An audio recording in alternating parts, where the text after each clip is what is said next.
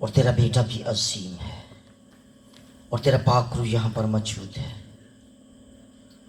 हर तरह की devil spirit को, हर तरह की प्रिय खुदावन जहन को मुंतशिर करने वाली तस्वीरों को, सुस्ती की तस्वीरों को, ना सुनने वाली तस्वीरों को यीशु के नाम से इस पंडाल से हम खारिज करते हैं और तेरे लहू को यहाँ पर मांगते हैं।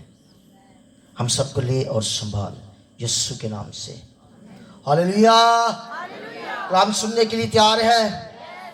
क्या आयत है? बड़ी मशहूर आयत है।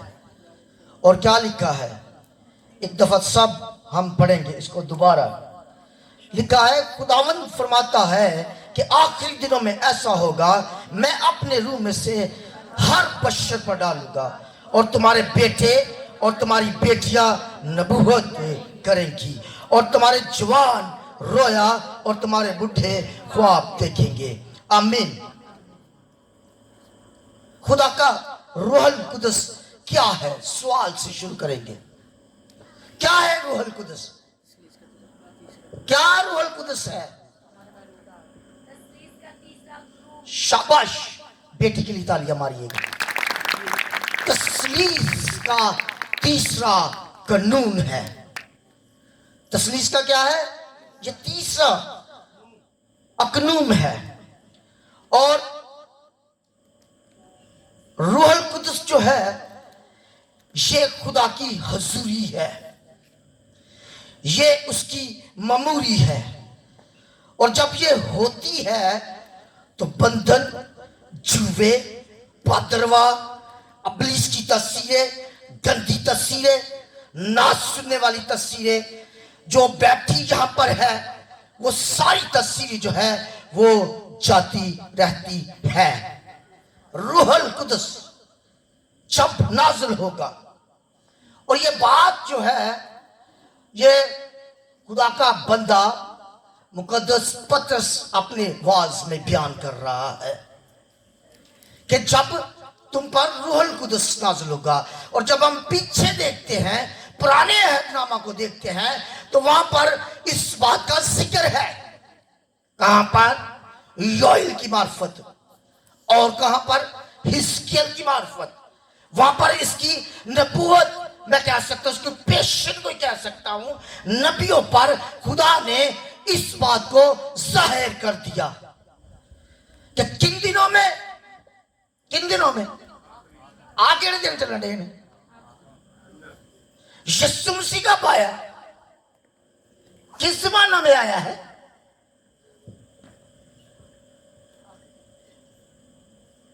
क्या लिखा है जब हम अब्रानियों का खत पढ़ते हैं?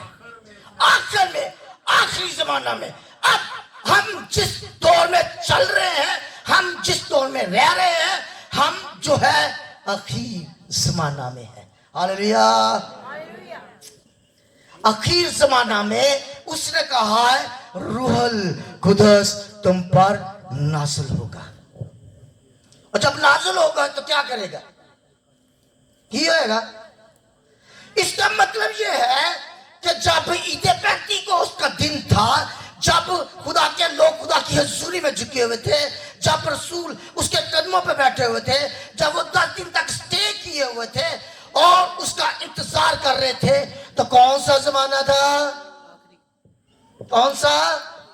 परेशान क्यों हो गए? जो आखिर जमाना, आखिरी जमाना। हालेलुया।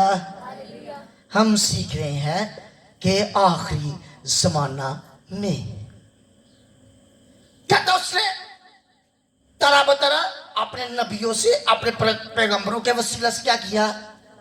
कलाम किया। लेकिन आखिर में अपने बेटे के वसीला से कलाम किया। अगर मैं क्वेश्चन फिर कर दूं कि हमारे अंदर कौन सा रूह है, तो क्या जवाब होगा?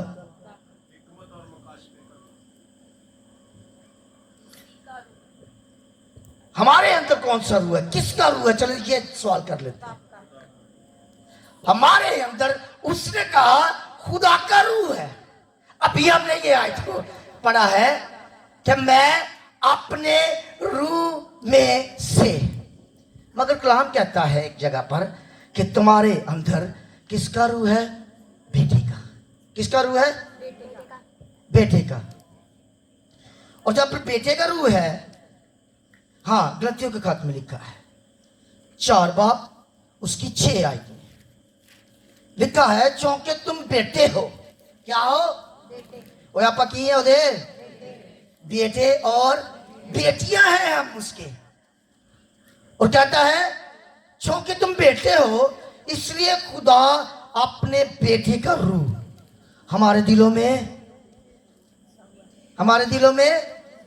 भेजा। हमारे दिलों में उसने अपने बेटे का रूह भेजा। इसलिए तो हम उसे क्या कहते हैं? अब्बा, यानी आए बाप। क्या कर उसे क्या करते हैं? हमारा दिल क्या पुकारता है उसे? अरे हमारे बाप, तू जो आसमान पर है। हमारे अंदर किसका रूह है? किसका? बेटे का। मगर कलाम कह रहा है कि खुदावंद फरमाता है मैं अपना रूह आपके अंदर भेजूंगा। सुनिए, ये भेद है, इसको समझना है। ये भेद असल में है क्या? अभी हमने सीखा है कि तसलीस क्या है? खुदा बाप, बेटा और रूहुल कुदस। क्या है? खुदा बाप, बेटा और रूहुल कुदस। इसका मतलब यह है कि हमारे अंदर जो रूह है, बेटा कहां से आया है? कहां से? तसलीस का दूसरा कानून। और रूहुल कुदस क्या है? तसलीस का तीसरा कानून। और बाप क्या है? तसलीस का पहला कानून। ऐसा ही है। इसका मतलब यह है कि जो पतरस बयान करता है, खुदा का बंदा बयान करता है, वो बिल्कुल एक्यूरेट कह रहा है कि खुदावंद फरमाता है कि तुम्हारे अंदर कौन सा रूह है? खुदा का। Hallelujah, hallelujah. किसका रूह है? खुदा का रूह है। और जब हमारे अंदर खुदा का रूह है तो वो क्या करेगा? क्या करेगा? हमारे जवान क्या करेंगे? क्या करेंगे जवान? रोया देखेंगे। बूढ़े क्या करेंगे? ख्वाब देखेंगे। और बेटे और बेटियां क्या करेंगे? नबूवत करेंगे। अच्छा, इस पर बड़ी बात होती है, नबूवत पर। और दूसरे नंबर पर गैर जुबान पर बड़ी बातें होती है। मगर ये टॉपिक कुछ अलग हो जाएगा। हम अपने टॉपिक में रहेंगे कि तुम्हारे बेटे और तुम्हारी बेटियां क्या करेंगे? नबूवत करेंगे। रूहुल कुदस जो है, इसका वर्क किस तरह होता है? ये हमारी जिंदगी में किस तरह काम करता है? या मैं इसे इस तरह कहूं कि ये जब नाज़िल होता है तो किस तरह नाज़िल होकर हमारी बॉडी जो है, हमारा रूह, जान, बदन जो है, उसके मती होते हैं, उसके सुपुर्द हो जाते हैं। वो किस तरह काम करता है? यानी कि खुदा हमारी जिंदगी में उतरता और किस तरह काम करता है? खुदा किस तरह काम करता है? खुदा किस तरह वर्क करता है? किसके वसीला से खुदा काम करता है? खुदा जो है वो अपने बेटे खुदावंद यीशु मसीह के वसीला से काम करता है। हालेलुया। और खुदावंद यीशु मसीह फिर किस तरह काम करता है? हालेलुया। किसके वसीला से? ओ भाई, रूहुल कुदस के वसीला से। किसके वसीला से? और फिर रूहुल कुदस जब नाज़िल हो गया तो वो किस तरह वर्क करेगा? किस तरह?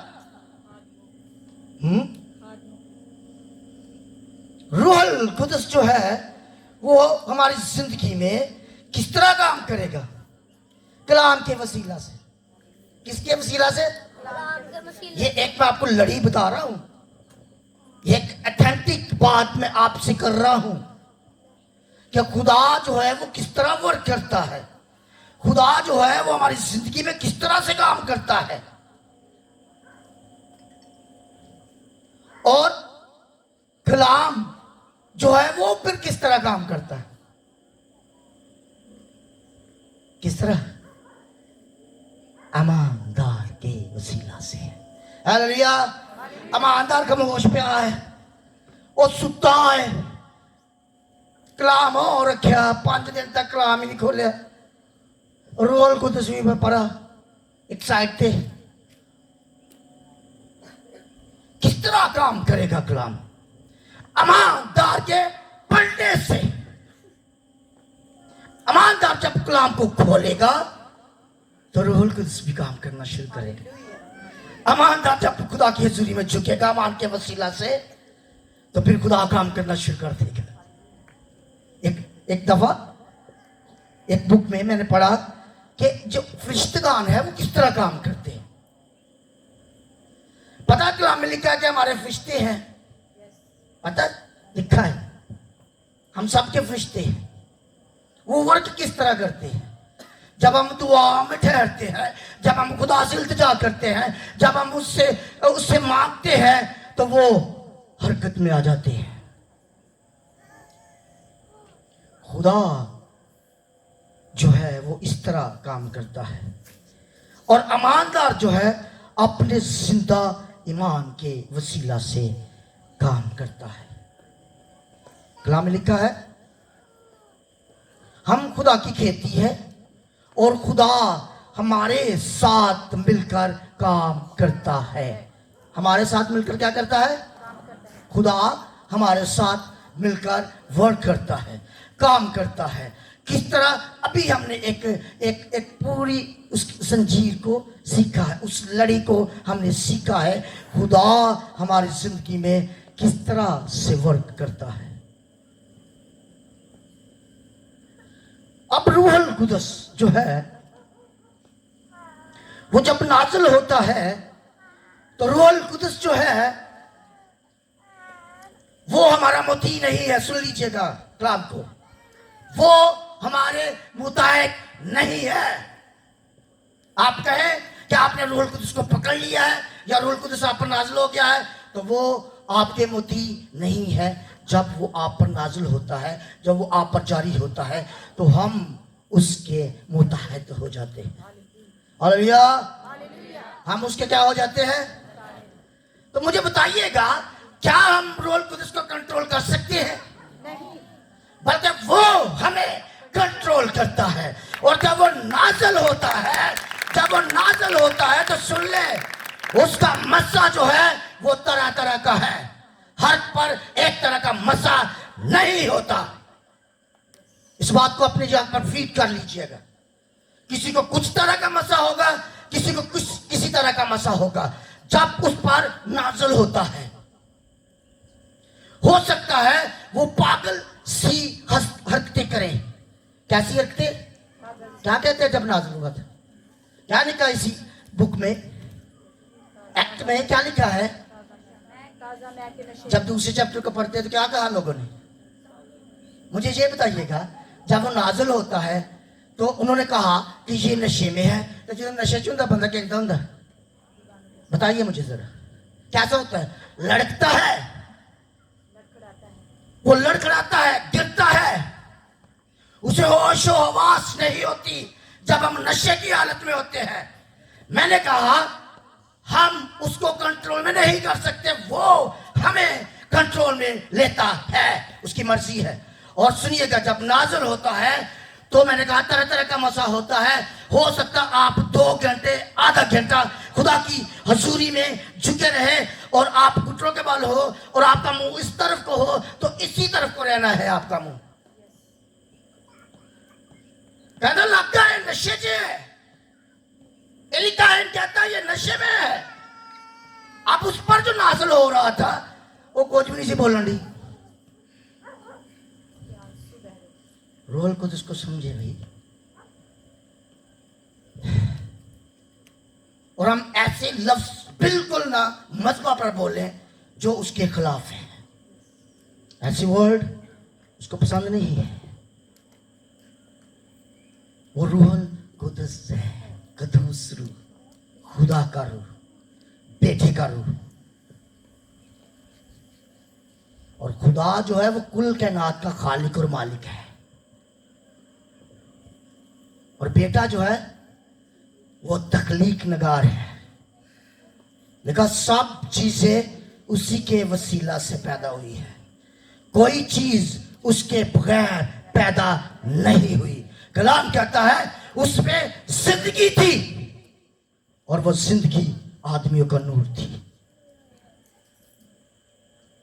और कलाम में लिखा है कि जब रूह कुद्दुस तुम पर नाज़िल होगा तो तुम क्या पाओगे?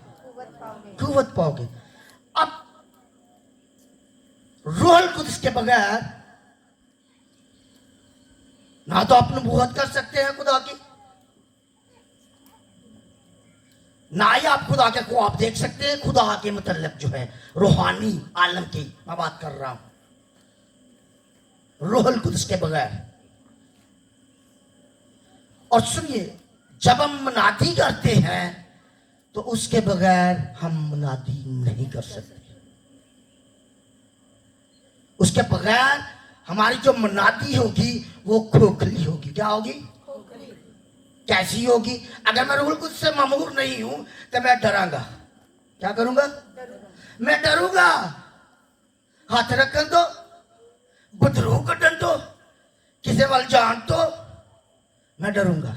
अगर मैं रूहुल कुद्दुस मेरी बॉडी में नहीं है, और अगर रूहुल कुद्दुस नाज़िल हो चुका है मेरे अंदर या मुझ पर नाज़िल हो चुका है, तो आप दलेरी से क्या करेंगे? जैसे पतरस ने किया। क्या किया? उठा, बाहर निकला और वो लोगों को कलाम सुनाना शुरू हो गया। और लिखा है कि 3000 लोग उनमें आकर मिल गए। रूहुल कुद्दुस की ये पावर है। हालेलुया। जब रूहुल कुद्दुस तुम पर नाज़िल होगा तो जवान बेटे और बेटियां नबूवत करेंगी। और नबूवत सुन लो, बहुत सारों के माइंड में नबूवत यही है कि आइंदा का वक्त जो बताया जाता है वही नबूवत। नथिंग, ऐसा नहीं है।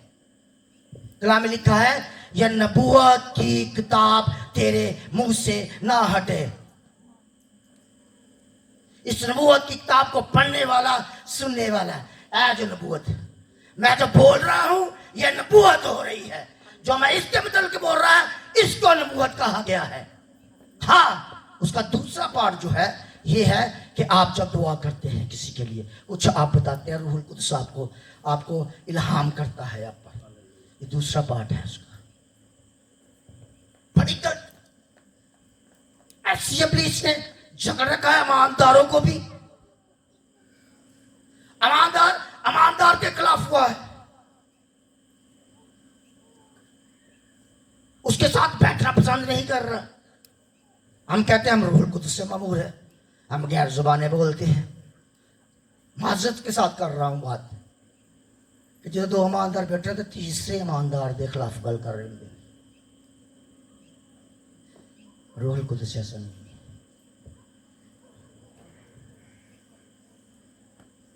यीशु मसीह जो है वो रूहुल कुद्दुस के बगैर उन्होंने भी मुनादी नहीं की। ऐसे ही कि गलत तो नहीं मैं बयान कर रहा कि कैसे, कब मुनादी शुरू की उन्होंने? कब शुरू की थी? परेशान थे कब ईमानदार बैठे हुए, जब रूहुल कुद्दुस उन पर नाज़िल हुआ और एक खादिम ने, उसके कजन ने जब उसको बपटाइज किया, ऊपर से आवाज आई ये मेरा प्यारा बेटा है, इससे मैं खुश हूं। और रूहुल कुद्दुस यीशु मसीह को कहां पर ले गया? बियाबान में ले गया। कौन ले गया? जब हम अमाल की किताब को पढ़ते हैं तो वहां पर लिखा है यीशु मसीह रूहुल कुद्दुस के बगैर मौजज़े नहीं करते थे। और आज भी ऐसा ही है, क्योंकि बेटे का रूह हमारे अंदर है, बाप का रूह हमारे अंदर है, तो हम भी रूहुल कुद्दुस के बगैर मुनादी नहीं कर सकते, मौजज़े नहीं हो सकते। अगर सुनिएगा, अगर हमारे दिल में, अगर अभी इस वक्त, अगर अभी हमारे दिल में एक दूसरे के खिलाफ कोई गलत कोई बात चल रही है तो पाक रूह आपसे मुखातब है। अगर आप आज यहाँ पर मौजज़ा चाहते हैं, अगर आप यहाँ पर आज उसके चाहते हैं कि रूहुल कुद्दुस से लोग मामूर हो जाए, तो सुन ले ईमानदार, अभी इसी वक्त उसको डांटो, उस तस्वीर को मैं यीशु के नाम से अपने ज़हन से, अपने दिल से तुझे डिलीट करता हूं, रिमूव करता हूं। निकल जा यहाँ से। मैं खुदा की खेती हूँ। ईमानदार जो है वो मेरा भाई है। मैं उसके साथ मिलकर खुदा की हजूरी में झुकूंगी। और जब हम झुकेंगे तो रोल कुदस यहाँ पर जोर से नाज़िल होगा और जिंदगियां तब्दील होगी। रूह से ममूर होंगे लोग, गैर जुबानें बोलेंगे लोग, नबूवत करना शुरू कर देंगे। Hallelujah, hallelujah. चाहते हैं आपके रूह कुदस नाज़िल हो? अपनी अखन जरा 1 मिनट बंद करो और डांटो उस तासीर को, डांटो उसको जो ईमानदारों के दरमियान झगड़ा पैदा करती है, जो ईमानदार के दरमियान आकर गलत सोच को डालती है। डांटो। Hallelujah, hallelujah. और रूह कुदस नाज़िल होगा। आंखें खोल ली। आमीन। और सुनिए, आज वो मौजज़े करने को है। हालेलुया। कैसा बड़ा मौजज़ा था जब उसने गुलाम सुनाया 3000 लोग। मैं समझता हूं ये मौजज़ा है। मौजज़ा ये नहीं कि हड्डी टूटी है तो दुआ की थी तो जुड़ गई है। सबसे बड़ा मौजज़ा मैं बताता हूँ आपको क्या है। एक जिंदगी जो इब्लीस की जात में थी, जब आपने प्रेयर की, जब आपने कलाम सुनाया, जब रूह कुदस नाज़िल हुआ, तो उसकी जिंदगी जो है खुदा की जिंदगी में आ गई और उस जिंदगी का नाम यीशु मसीह है। हालेलुया। वो जिंदगी खुदावंद यीशु मसीह में आ जाती है। हालेलुया। तो सुन लो, ये तो ताकि योग वर्क करता। और जब जिंदगी तब्दील होती है तो मैं अक्सर बोलता हूं, जैसा मेरा उस्ताद पीछे बैठा हुआ ना, जो उसका उस्ताद है और जो उसका उस्ताद है, और जब हम आखिर को देखते हैं तो यीशु मसीह नजर आता है। और जब यीशु मसीह में हमारी जिंदगी होती है तो जैसा यीशु मसीह काम करता था वैसा ही ईमानदार काम करना शुरू कर देता है। और जब वो बोलता है, जब वो बात करता है, जब वो किसी से मिलता है, जब वो सिर्फ यीशु ही पुकारता है, तो जिंदगी दे विच एक जिंदगी काम करना शुरू कर देंदी। Hallelujah, hallelujah. और उस जिंदगी का नाम हमेशा की जिंदगी है। ना खत्म होने वाली जिंदगी। हमेशा जिंदगी खत्म है मतलब है ना खत्म होने वाली जिंदगी। ऐसी जिंदगी तो समझिए कितनी जिंदगी है। उसके अलावा खुदा की। हालेलुया। ओ जिंदगी दे नाल तुसीं आ जांदे जो रूह कुदस ऐसा वर्क करता है। जब नाज़िल होता है तो जिंदगियां तब्दील होती है, जिंदगियां खुदा की तरफ आती है।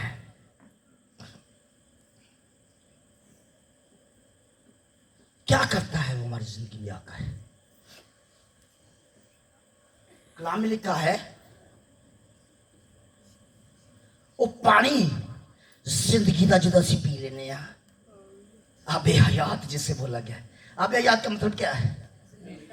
हालेलुया।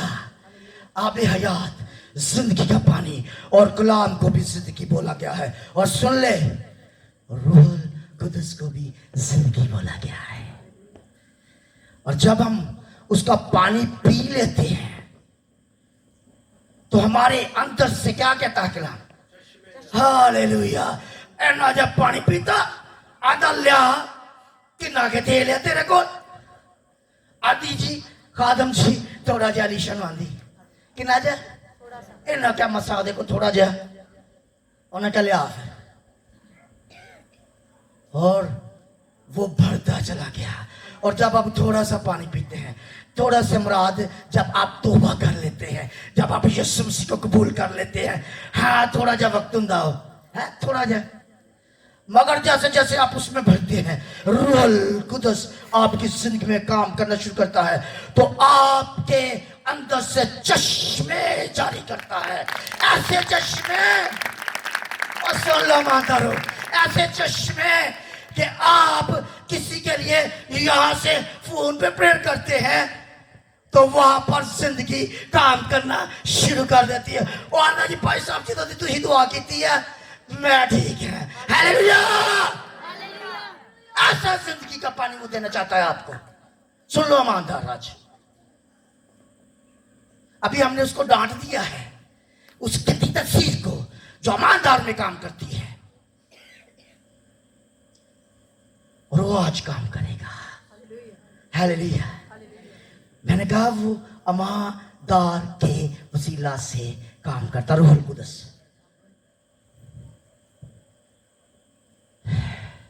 हाँ, कहता उस पर बड़ा मसा था, उस पर रूह थी, किरत की रूह, मसलहत की रूह, दनाई की रूह, बड़ा जिक्र है। और सुन ले ईमानदार आज भेद इसको। यीशु मसीह ने कहा, ऐ बाप, तूने मुझे जो दिया, जो कुछ तूने मुझे दिया, मैंने इनको की था। तो सुन ले, जो कुछ खुदावंद यीशु मसीह के पास है, खिरत की रूह, अकल दनाई की रूह, शिफा देने वाली रूह, गैर जुबान बोलने वाली रूह, तर्जमे वाली रूह, वो आपके अंदर जारी कर देता है। हालेलुया। वो चाहता है कि आप सब गैर जुबानों में दुआ करें। वो चाहता है, कहता है, मैं चाहता हूं कि तुम सब बेगाना जुबानों में बातें करो। मगर कहता, ज्यादातर मैं ये चाहता हूं कि तुम नबूवत करो। अब नबूवत शायद अंडरस्टैंड होगी आप लोगों को कि नबूवत क्या है। जो मैं बोल रहा हूं, जो मैं कलाम पेश कर रहा हूं, जो खुदा की बातें मैं आप तक पहुंचा रहा हूं, ये नबूवत है।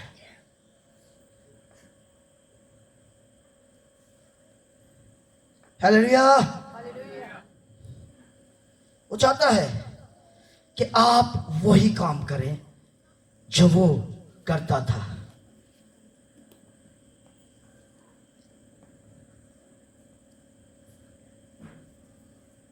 एक ईमानदार जो है खुदा के नजदीक जो है, वो भला कैसा है? पानी के चश्मे की मानद है।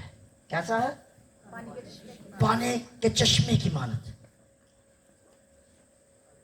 अंदर जो नाज़िल है, पुलिस रसूल को जब वो मिला रास्ते में, तो किस खादिम के वसीला से वो खुदा के हुजूर में आया था? किसने हाथ रखे उस पर? किसने? हननिया ने। हननिया को बोला क्या कहता खुदा? कहता ये मेरा चुना हुआ वसीला है, आप वसीला बन सकते हैं अगर हम उस रूहुल कुदस को फुली तौर पर इजाजत दें। आ और मुझे संभाल। मैं आपको एक बात बताऊं, ये 2 दिन में बड़ा परेशान की हालत मेरा। हमारे घर में कोई मसला था, खादिम लोग जानते हैं, कुछ और लोग भी जानते हैं। मैंने कहा खुदावन मेरी तैयारी नहीं है, मैं क्या करूं? खुदा ने कहा जो तुझ में है वो बाहर वाले से ज्यादा जोरावर है। जो तुझ में है वो बोलता है, जो तुझ में रहता है वो आसमान को खोलता है, और जो तुझ में रहता है जब तू उसका नाम लेगा जिंदगी खुद ब खुद तब्दील हो जाएगी। और उसका नाम रूहुल कुदस है जो आपके और मेरे अंदर रहता है। हालेलुया। जरा हाथ खड़ा करो कि देखो देखो रूहुल कुदस नहीं। ऊंचा करे, मत शर्माए, वो आपको देना चाहता है। ऊंचा ऊंचा करे और जरा एक प्रेयर करे।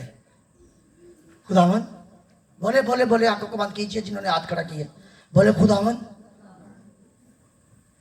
जैसे तूने ईद पेंतीकोस्त के रोज लोगों पर रूहुल कुदस नाजिल किया, मैं चाहता हूं, मैं चाहती हूं वही समा आज तो मुझ पर कर दे।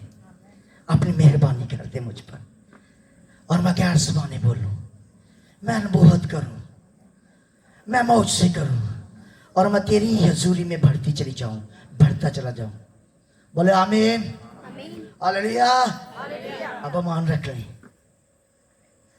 वो आपको अपनी अनाइंटिंग, अपनी हजूरी देगा और आप उसमें बढ़ते चले जाएंगे। आज थोड़ा, कल थोड़ा ज्यादा, फिर और तो ज्यादा वो आपको अपने रूह कुदस से भरेगा। आमीन। चंद तलीमी बातें मैं आपसे करना चाहता हूं। हम रूह कुदस किस तरह हासिल कर सकते हैं? पहले तो खुदा का तरीका मैंने आपको बताया। अब जो बाइबल में लिखा है, हम किस तरह रूह कुदस को अपने ले सकते हैं कि वो मुझ पर नाजिल हो। जैसे दूसरे ईमानदार काम करते मैं भी काम करूं, जैसा दूसरे ईमानदार दुआ करते मैं भी करूं, जैसे वो गैर जबानों में दुआ करते मैं भी गैर जबानों में दुआ करूं। कैसे? कलाम में लिखा है कि तुम्हें नए सिरे से पैदा होना जरूर है। किस तरह? नए सिरे से। पतरस ने उससे कहा तौबा करो। क्या करो? तौबा करो। और अगर आपने तौबा नहीं की, आज खुदा आपसे हम कलाम। ये तो पतरस ने क्या ना तौबा करो, कहेगा 3000 लोग आके मिल गए होना चाहिए। उन्होंने क्या भी होना चाहिए, की करिए। तुम पतरस ने क्या कहा? क्या कहा पतरस ने? और बपतिस्मा लो तो रूह कुदस तुम पर। अगर आप में से कोई बैठा है उसने पानी का बपतिस्मा नहीं लिया, तो खुदा आपसे हम कलाम है, उसका पाक रूह आपसे बात कर रहा है कि आप उसके कलाम को पूरा करें। तो कहता है रूह कुदस तुम अनाम में पाओगे। दूसरी बात हमें आरजू करनी है। क्या करनी है? आरजू। कलाम में लिखा है खुदावंद में मसरूर रह तो वो तेरे दिल की मुरादों को आरजू आरजू रखना शुरू करे। और आरजू के लिए जो हमने आयत कोड की है कि खुदावंद में क्या रहना है? मसरूर रहना है, कलाम को पढ़ना है, मीटिंग्स को अटेंड करना है, खुदा के खादमों से बातों को सीखना है, अपने उस्तादों से बातों को सीखना है, खुदा की रफ़ाकत में आना है, अकेले में प्रेयर करनी है, पर्सनली तौर पर खुदा की हजूरी में झुकना है, इज्तिमाई तौर पर खुदा की हजूरी में आना है, तो हम खुदावंद में मसरूर रहते हैं।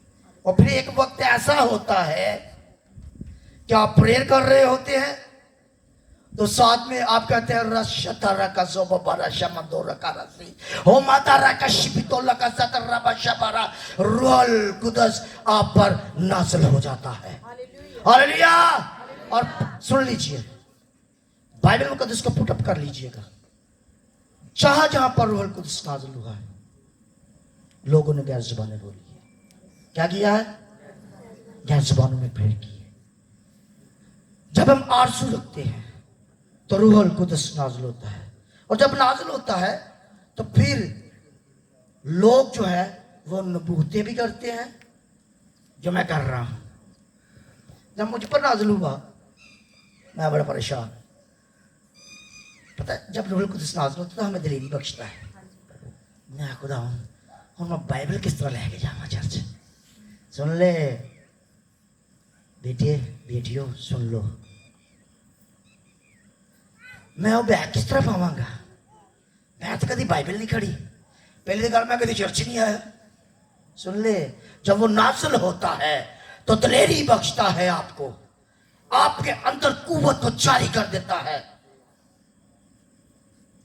और जब नाज़िल हुआ तो मेरे एक दिन दिल किया कि मैं प्रेयर करा जमायती तौर पे, संडे दी मीटिंग ना हुई दुआ। अगले संडे फिर जैसे ही लीडर ने बोला जमात में से कोई प्रेयर करे, मैं फटाफट उठ खलोता है। हालेलुया। रूह कुदस आपको दिलेरी बख्शता है जब हम आरज़ू रखते हैं, जब हम अपने उस्तादों के फरमा बरदार रहते हैं। उस्तादों के फरमा बरदारी जो सुन लो, अगर तुम अपने पास्टर के फरमा बरदार नहीं जो, अपने उस्तादों के फरमा बरदार नहीं जो, ईमानदारों के फरमा बरदार, अपने चर्च के फरमा बरदार नहीं जो, तो खुदा तेरे नाल नाराज हो जाता है। फरमा बरदारी नहायत जरूरी है। और कलाम में लिखा है यीशु मसीह ने मार खा खा के, कोड़े खा खा के फर्मा बरदारी से की।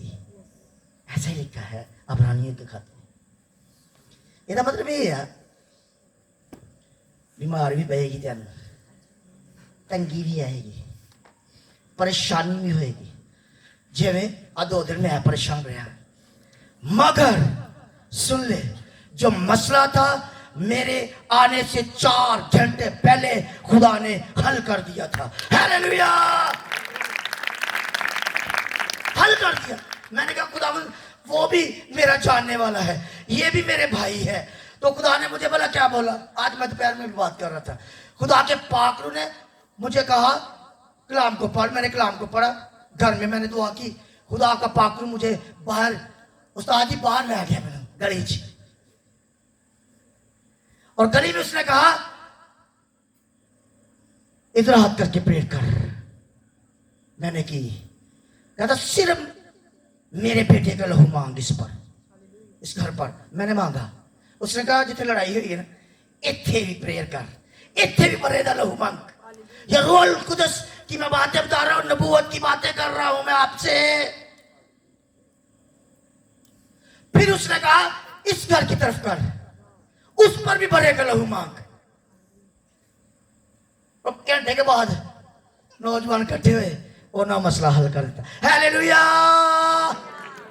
रोल कुदस जो है हमारा अच्छा उस्ताद, अच्छा गाइडर, अच्छा सिखाने वाला और हमसे बातें करने वाला है। वो चाहता है कि हम नबूवत करें। मैं नबूवत करने दे, कलाम सुन दे, वो चाहता तुम भी करो। रसूल कहते गैर ज़बान बोलो तो ज्यादा, मैं ये चाहना है कि तुम नबूवत करो। हालेलुया, नबूवत करना ये है खुदा का कलाम सुनाना, लोगों तक यीशु की बात को लेकर जाना और पूरी तालीम उनको सिखाना, ये नबूवत है। आमीन, हालेलुया। अगर आपका कॉन्सेप्ट क्लियर नहीं हुआ तो खुदा का पाकरू आपको आज क्लियर करेगा। वही सब कुछ करेगा और वही सब कुछ करता है।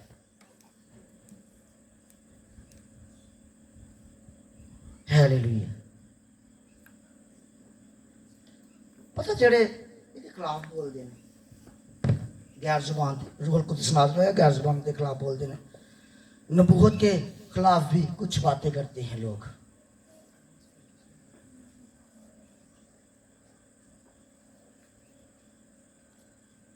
उसकी वजूहात मैं आपको बताता हूं क्या है।